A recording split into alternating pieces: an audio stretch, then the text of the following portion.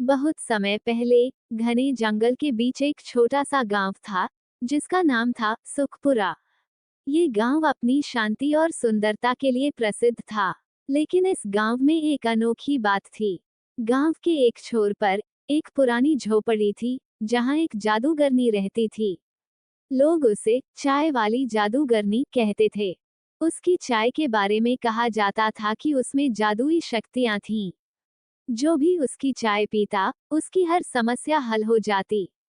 अगर किसी के जीवन में दुख था, तो वह चाय पीते ही खुश हो जाता। अगर कोई बीमार था, तो उसकी सेहत तुरंत ठीक हो जाती। लेकिन इस चाय को पीने के लिए एक शर्त थी। जादूगरनी से चाय लेने के लिए आपको अपनी सबसे बड़ी सच्चाई को बताना होता था। ये जादूगरनी, जिसका नाम नायरा था, बचपन में ही अपनी अनोखी शक्तियों के कारण गांव से दूर हो गई थी। उसे बचपन से ही जड़ी बूटियों और चाय बनाने का शौक था। उसने जंगल में रहते हुए चाय में जादुई शक्तियां डालने की कला सीख ली।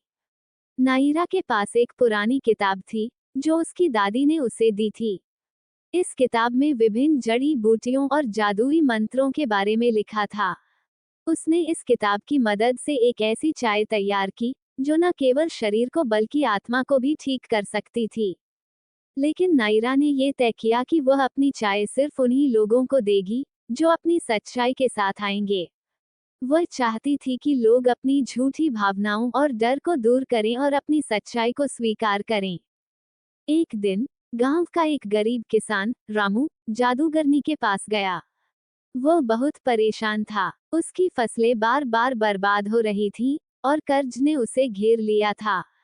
नायरा ने उससे कहा, मैं तुम्हें चाय दूंगी, लेकिन पहले तुम मुझे अपनी सबसे बड़ी सच्चाई बताओ। रामू ने कहा, मेरा सबसे बड़ा डर यह है कि मैं असफल पिता हूँ। मैं अपने बच्चों को अच्छा भविष्य नहीं दे पा रहा हूँ। नायरा मुस्कुराए और उसे चाय दी। जैसे ही रामू ने चाय पी, उसे एहसास हुआ कि उसकी असफलता का डर उसकी मेहनत को कमजोर कर रहा था। उसने अगले दिन से दोगुनी मेहनत की, और उसकी फसलें इस बार अच्छी हो गईं। धीरे धीरे गांव के और लोग नायरा के पास आने लगे।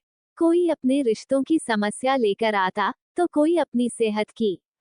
हर बार नायरा अपनी जादुई चाय के जरिए उनकी मदद करती, लेकिन साथ ही वो उन्हें सिखाती कि अपनी सच्चाई को स्वीकार करना ही असली समाधान है। गांव में अब नायरा की चाय को लेकर कहानियां फैलने लगीं। लोग कहते कि यह चाय सिर्फ जादू नहीं करती, बल्कि लोगों को आत्म साक्षात्कार का रास्ता दिखाती है। गांव में एक अमीर साहूकार था, जिसका नाम बंसीलाल था। वह घमंडी और लालची था। उसे नायरा की जादुई चाय के बारे में सुनकर जलन हुई। उसने सोचा, अगर मैं इस चाय को अपने कब्जे में ले लूं, तो मैं और अमीर बन जाऊंगा। बंसीलाल अपनी चालाकी के साथ नायरा के पास गया और झूठा बहाना बनाकर चाय मांगी। लेकिन नायरा ने उसकी सच्चाई भांप ली। उसने कहा, ये चाय सिर्फ उन्हीं के लिए है, जो सच्चाई के साथ आते हैं। तुम्हारा लालच तुम्हारे दुखों का कारण है। बंसीलाल नाराज हो गया और उसने झोपड़ी को नष्ट करने की धमकी दी। लेकिन जैसे ही उसने ऐसा करने की कोशिश की, जादूगरनी ने अपनी शक्तियों से उसे रोक दिया। वह समझ गया कि सच्चाई से भागना बेकार है। एक दिन गांव के सभी लोग नायरा के पास गए और उससे कहा, तुमने हमें सिखाया कि सच्चाई में शक्ति है। अब हम तुम्हें अपने परिवार का हिस्सा बनाना चाहते हैं। नायरा भावुक हो गई। उसने कहा, मैंने अपनी जिंदगी में सीखा कि सच्चाई ही सबसे बड़ी जादू है। ये चाय सिर्फ एक माध्यम है, लेकिन असली जादू तुम्हारे अंदर है। उस दिन से नायरा गांव के हर परिवार का हिस्सा बन गई। उसने अपनी झोपड़ी बंद कर दी और चाय बनाने की कला गांव की महिलाओं को सिखाई। नायरा की कहानी हमें सिखाती है कि जीवन में हर समस्या का समाधान हमारे अंदर छिपा होता है।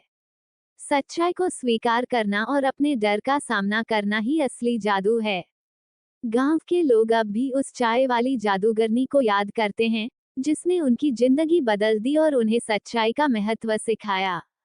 योजक चिन्ह, योजक चिन्ह, योजक चिन्ह। ये कहानी दिखाती है कि जादू केवल शक्ति का खेल नहीं, बल्कि आत्मा की गहराई से जुड़ा एक अनुभव है।